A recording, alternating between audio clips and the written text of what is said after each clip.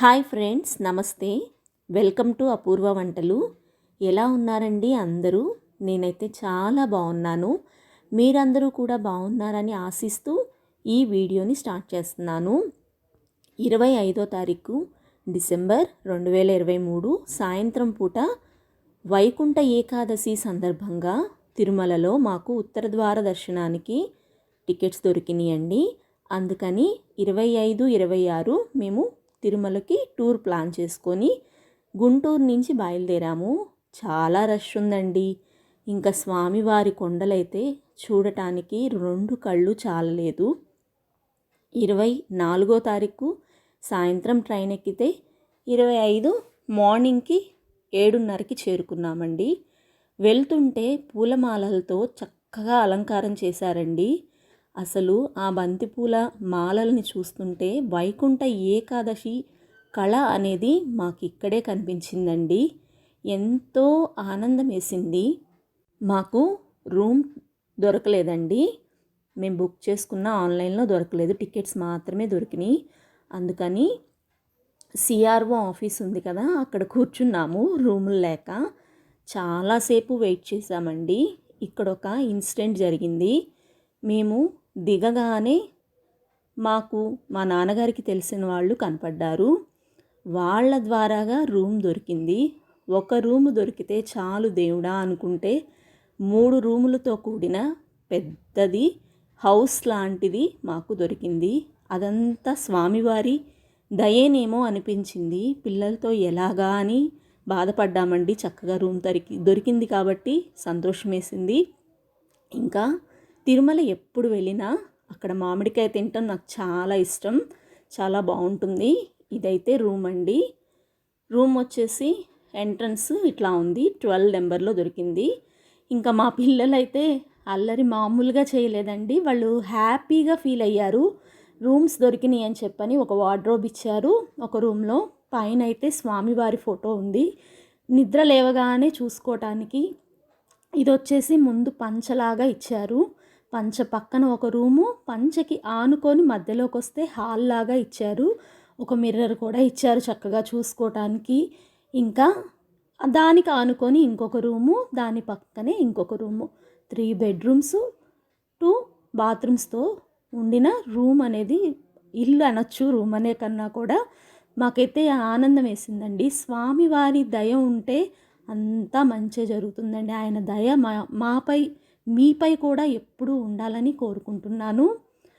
మా వాళ్ళైతే అల్లరి చేస్తున్నారండి. మా పిన్ని వాళ్ళ బాబు, మా బాబులిద్దరూ, అలాగే మా తమ్ముడు వాళ్ళ బాబు, 4 కలిసి అల్లరి చేస్తున్నారు. ఎక్కడికైనా తీసుకెళ్తే పిల్లలకి ఎక్కడ లేని ఉత్సాహం వస్తుంది కదండి. ఇంకా మేమైతే అక్కడి నుంచి బయలుదేరి వెళ్తున్నాము. ఇంకా గుండ్లు కొట్టించుకోవడానికి వీళ్ళు కొట్టించుకొని వచ్చారండి. తర్వాత స్వామివారి ప్రసాదం పెడుతున్నారు, సాంబార్ రైస్, అది తీసుకొచ్చారు.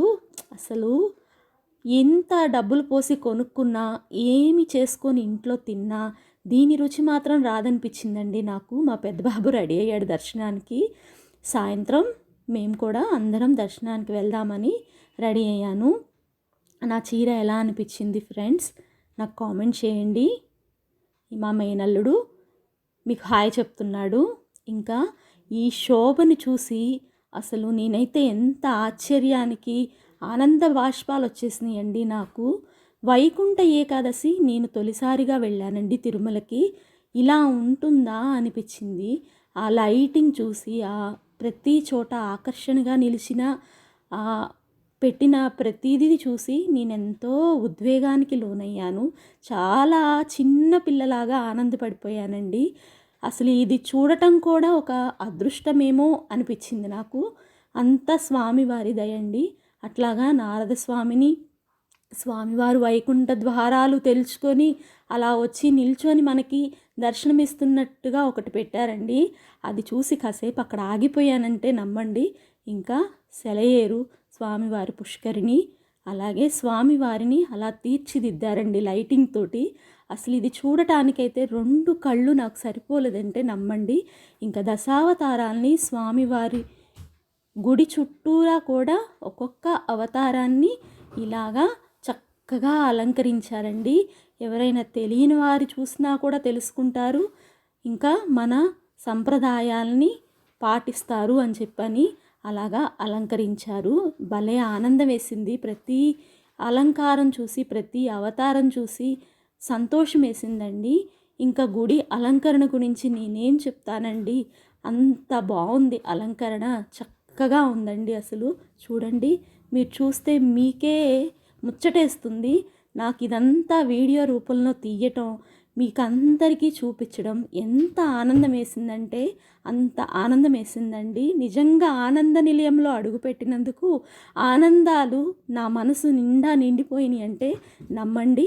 అంత బాగుంది. అసలు బంతి పూలతో ఇంకా వేరే పూలతో కూడా స్వామివారిని, శేషశయ్యపైన కూర్చున్న స్వామివారిని, అమ్మవారిని ఎంత బాగా అలంకరించారండి.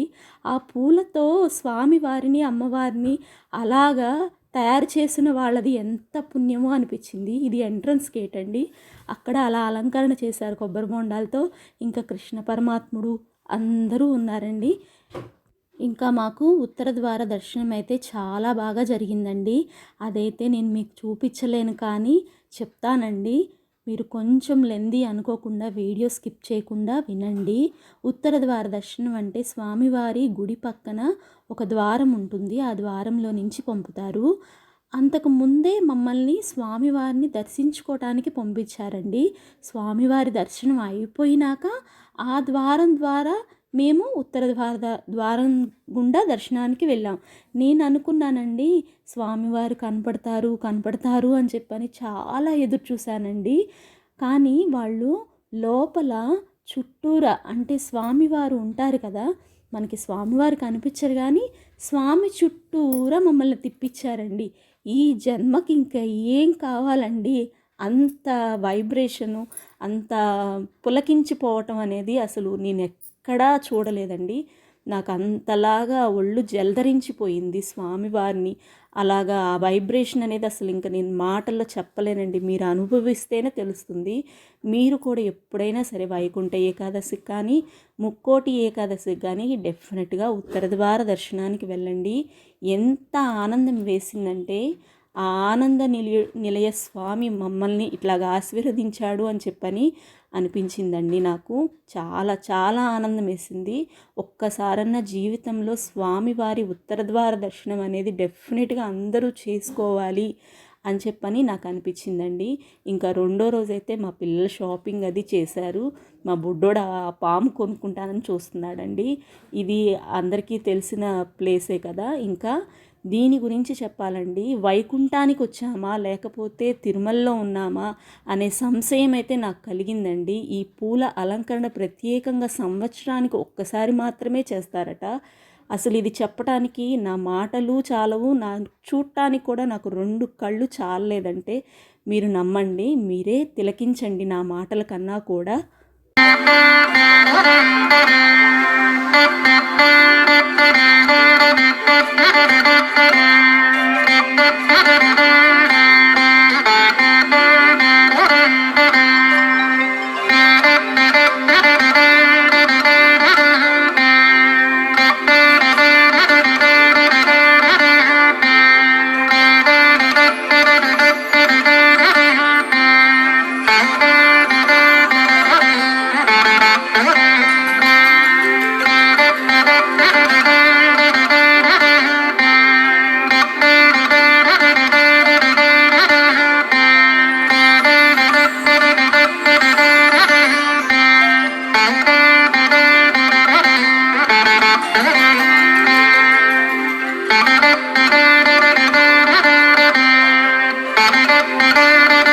సంవత్సరానికి ఒక్కసారి వైకుంఠ ఏకాదశి అప్పుడు 10 రోజులు స్వామివారిని ఇలాగా పూలతో అలంకారం చేసి పెడతారటండి.